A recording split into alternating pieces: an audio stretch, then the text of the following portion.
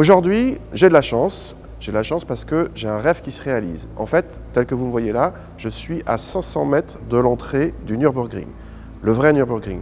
La boucle nord, la mythique, celle avec ses 21 km et ses 73 virages. Et bien sûr, je vais aller rouler sur cette boucle nord. Je vais y aller avec cette Seat Leon ST Cupra. Pourquoi cette voiture-là? Parce qu'elle détient le record de la piste pour les breaks, à savoir 7 minutes 58 secondes. Alors, cette Leon Cupra ST, bien sûr, c'est la même base mécanique que la 5 portes ou que la SC, la 3 portes. C'est un 2 litres turbo de 280 chevaux, c'est une traction. Ici, on l'a en boîte DSG à 6 rapports, mais elle est aussi disponible en boîte mécanique.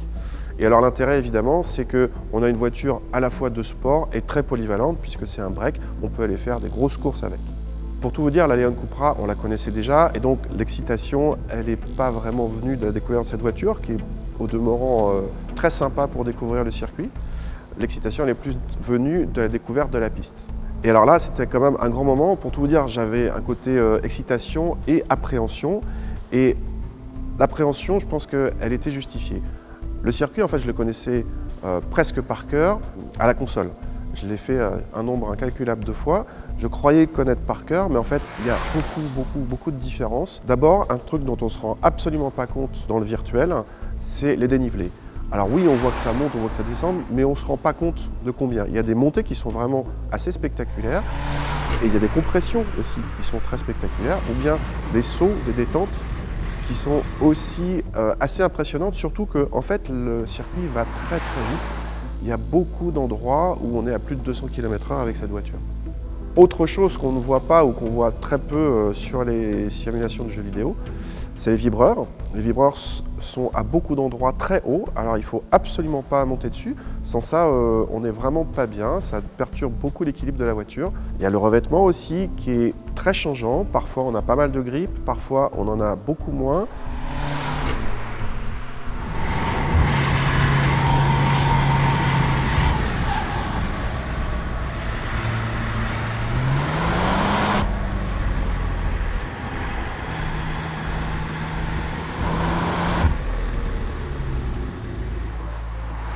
Alors, je vais quand même vous décevoir un petit peu. Les 7,58 annoncés par Seat, nous, on n'a pas pu les faire parce qu'on n'a pas pu se chronométrer. Tout simplement, on n'avait pas le droit de faire les tours complets, donc à partir de moment-là, c'est difficile.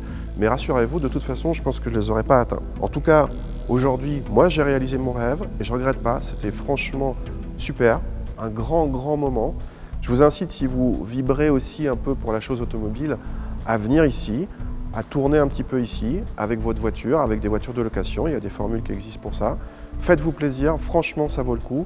Mais partez pas du principe que vous connaissez le circuit parce que vous l'avez parcouru plein de fois en virtuel.